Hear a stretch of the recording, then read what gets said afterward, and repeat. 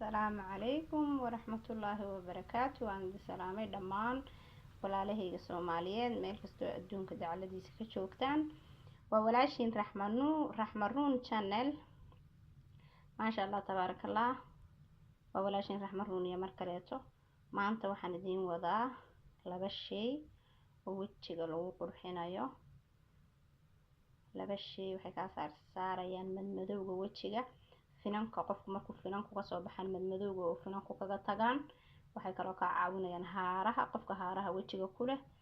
labadaaba way caawinayaan wajiga nadiif clean bay kaaga dhigayaan insha Allah bismillaah karim waan baroobay waa waxaan ani tijaabiyay waa waxaan wixii taray insha Allah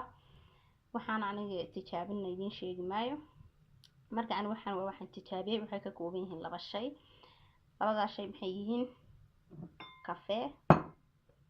kafee wada taqaanin waa kafeega la cabo shirkad kasta isticmaali kartaa shirkado badan buu kala baxaa aniga tan aan hadda isticmaalay waxa weeye Prima shirkada Prima la dhaho weeye kafeegaas iyo intana maxaa ii yaala intana ukun ama beed ukun naalo qofka soo isticmaalo dadka qofka wax ku kuleeyahay ukun maxaad ka wadaa baay beed maxaad ka wadaa walaalo naalo marka caadi la iska dhigo wala fahmaya wax walba marka waa kaasa ukuntaas xabkeeda weey waa tan asaw aragtaan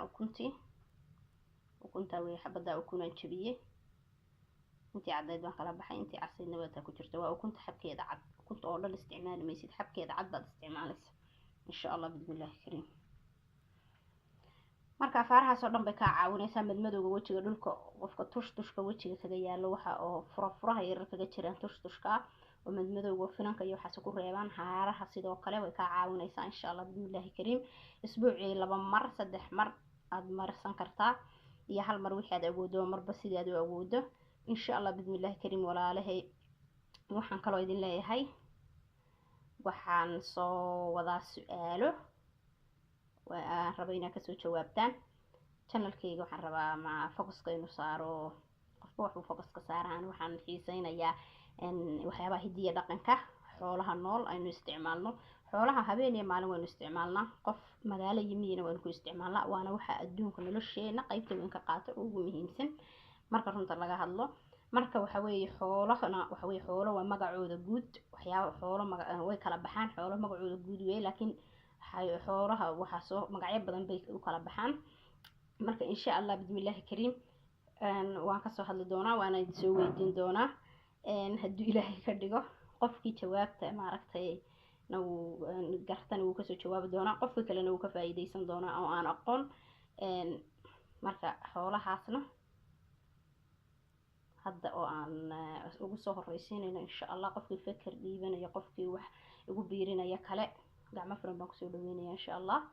marka walaalahay focuska taasna saaraya insha Allah maadaaba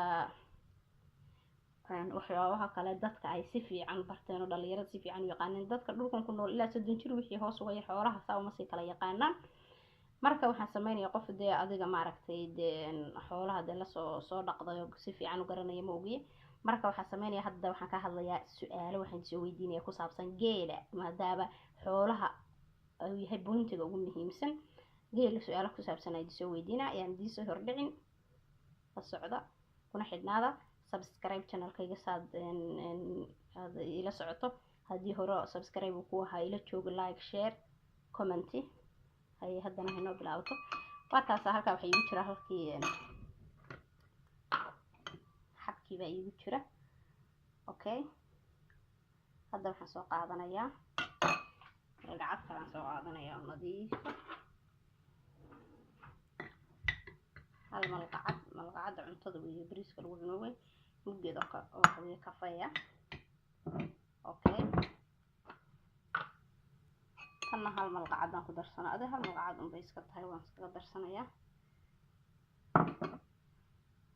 oo jeedaan asxaabe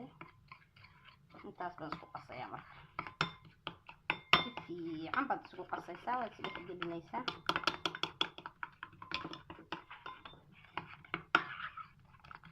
alaabtan waa hubaaban ku idin ku caawin doonto insha allah.